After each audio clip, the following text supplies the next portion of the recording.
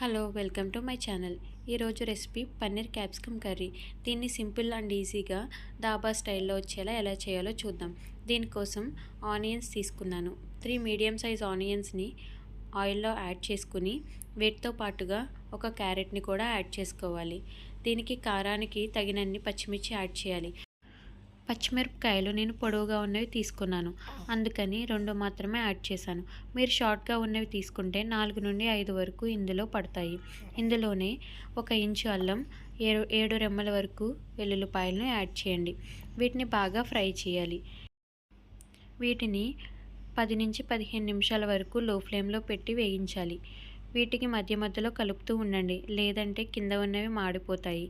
ఇలా వేగిన తర్వాత వీటిలో ఒక కట్ట పుదీనా, ఒక కట్ట కొత్తిమీరని యాడ్ చేస్తున్నాను. దీన్ని మీడియం టు లో ఫ్లేమ్లో పెట్టి 10 నుంచి 15 నిమిషాల వరకు బాగా వేయించాలి. ఇలా వేగిన వాటిని మనం మిక్సీలోకి తీసుకుని మెత్తగా మిక్సీ పట్టుకోవాలి. మిక్సీ పట్టడానికి వీలుగా ఉండే వరకు ఫ్రై చేయండి. మీ స్పైసీకి తగ్గట్టు మిరపకాయలను కావాలితే పెంచుకోవచ్చు. నేను 2 మాత్రమే యాడ్ చేశాను. ఇది మీడియం స్పైసీ ఉంటుంది. స్పైస్ ఎక్కువ తినేవాళ్ళు ఇంకొక మిరపకాయ వరకు యాడ్ చేసుకోవచ్చు. తర్వాత ఇదే బాండీలో 1 టేబుల్ స్పూన్ ఆయిల్ యాడ్ చేసి క్యాప్సికమ్ను యాడ్ చేసుకోవాలి.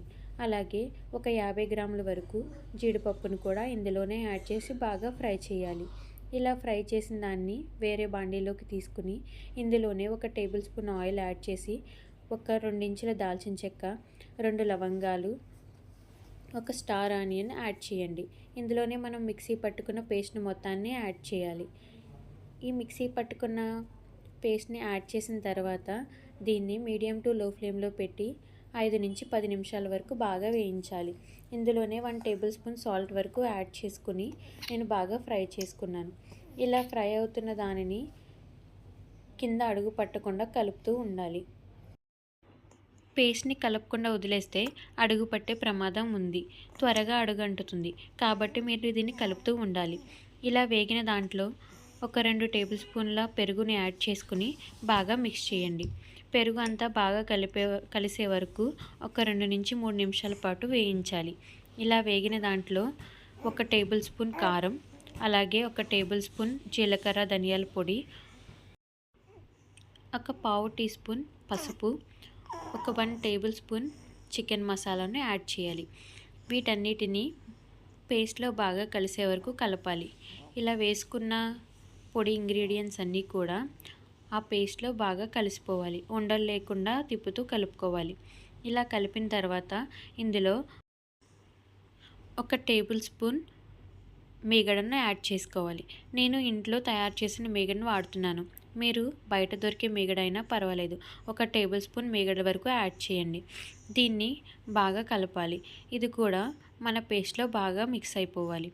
ఇలా మిక్స్ అయిపోయే వరకు ఒక 2 నుంచి 3 నిమిషాలు బాగా ఫ్రై చేయండి. ఇలా ఫ్రై అయిన దాంట్లో ఒక హాఫ్ గ్లాస్ వాటర్ను యాడ్ చేసుకోవాలి. ఇందులో వాటర్ వేయడానికి నేను ముందు మిక్సీ పట్టుకున్న మిక్సీ గిన్నెలో ఒక హాఫ్ గ్లాస్ వాటర్ వేసి నేను వాటిని యాడ్ చేస్తున్నాను. ఈ నీళ్ళతో పాటు ఇది మరొక 5 నిమిషాలు బాగా ఉడకాలి. ఇలా ఉడుకుతూ ఉన్నప్పుడు మనం మూత పెట్టుకుని ఒక 5 నిమిషాలు లో ఫ్లేమ్లో వదిలేయాలి. బాగా ఉడికిన తర్వాత ఇందులో ముందుగా వేపుకున్న క్యాప్సికమ్ ముక్కల్ని, అలాగే మన కాజుని ఇందులో యాడ్ చేసుకోవాలి. ఇవి బాగా మిక్స్ చేసి ఇందులోనే పన్నీర్ని క్యూబ్స్గా కట్ చేసుకుని యాడ్ చేస్తున్నాను. 1 టేబుల్ స్పూన్ వరకు కసూరి మేతిని యాడ్ చేసి బాగా ఫ్రై చేయాలి. ఇది 2 నుంచి 3 నిమిషాలు ఫ్రై చేసిన తర్వాత పన్నీర్ సాఫ్ట్గా అవుతుంది. అలా సాఫ్ట్గా అయ్యాక మన స్టవ్ని ఆఫ్ చేసుకోవాలి. కర్రీ రెడీ అవుతుంది. ఈ కర్రీ కనుక మీకు నచ్చినట్టయితే నా ఛానల్ని